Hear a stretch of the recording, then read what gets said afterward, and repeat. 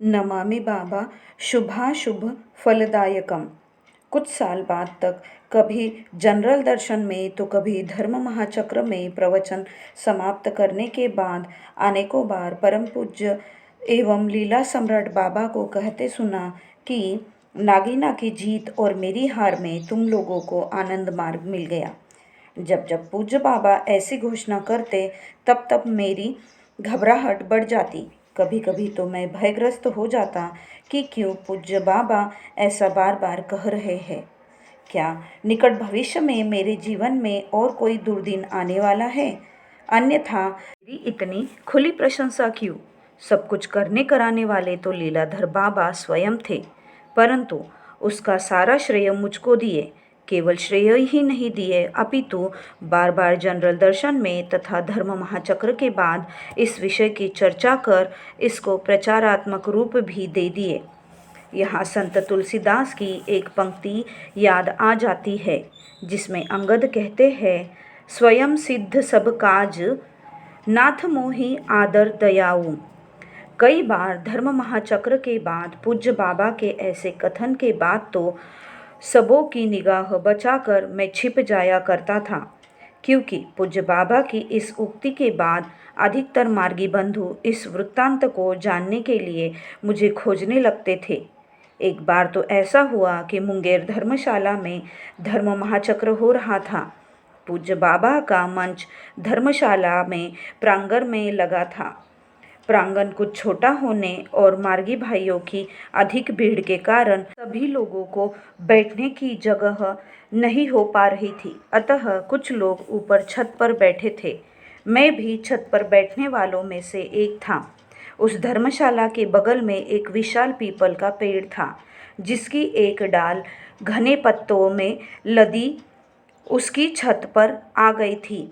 सभी मार्गी भाई बहन परम पूज्य बाबा के दिव्य रूप के दर्शन एवं वचनामृत से तृप्त हो रहे थे कि पूज्य बाबा ने प्रवचन समाप्त करने के बाद कहा कि नागिना की जीत और मेरी हार में तुम लोगों को आनंद मार्ग मिल गया। बाबा का ऐसा कहना था कि आसन्न भय के कारण आकुल हो मैं उस पीपल की डाल के पीछे घने पत्तों की आड़ में छिप गया। छिपा हुआ मैं मार्गी भाइयों की बात सुन रहा था, जो मेरी खोज में एक दूसरे से पूछ रहे थे। क्या जाने क्यों मुझे इस हृदय विदारक तथा दुखद विषय का सुखांत होते हुए भी विस्तार में बार बार चर्चा करना अच्छा नहीं लगता था, किंतु जो सज्जन इसे सुनना चाहते थे वे इसे सविस्तर ही सुनने की कामना करते थे। दूसरी बात यह भी थी कि बार बार इस वृत्तांत को दोहराने तथा परम पूज्य बाबा के श्रीमुख से ऐसी प्रशंसा सुनकर मेरे मन में कहीं अहंकार न पैदा हो जाए, इसका भय मुझे सबसे अधिक था। मुझ में अभी एक मानव की सभी कमजोरियां हैं और उन कमजोरियों के रहते मन में अहंकार का उत्पन्न होना बहुत ही साधारण सी बात है। यह अहंकार कभी भी अपना फन फैलाकर मेरे जीवन में विनाश लीला शुरू कर दे सकता है। इसीलिए इस वृत्तांत को मार्गी भाइयों के सामने बार बार सविस्तर रखने में मन भय का अनुभव करता है। मार्ग में बहुत कम ही लोग मुझे शक्ल से पहचानते हैं। ठीक इसके विपरीत लीला सम्राट बाबा की कृपा से ज़्यादा लोग मेरे नाम से अत्यधिक परिचित है।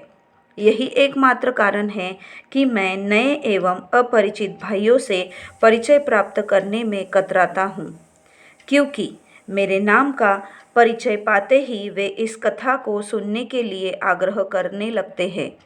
आज भी जब इस घटना को घटे लगभग 28 वर्ष हो रहा है, फिर भी काफ़ी पुराने परंतु मुझसे अपरिचित मार्गी भाई जब भी मुझसे पहली बार मिलते हैं तो उनके आग्रह में कोई परिवर्तन नहीं पाता हूँ। परिणाम स्वरूप आज भी कुछ ही बहुत पुराने मार्गी भाई मुझे शक्ल से पहचानते हैं, परंतु जब इस घटना को लिखना पड़ा है तो इसे विस्तृत रूप से ही लिखने का प्रयास किया है।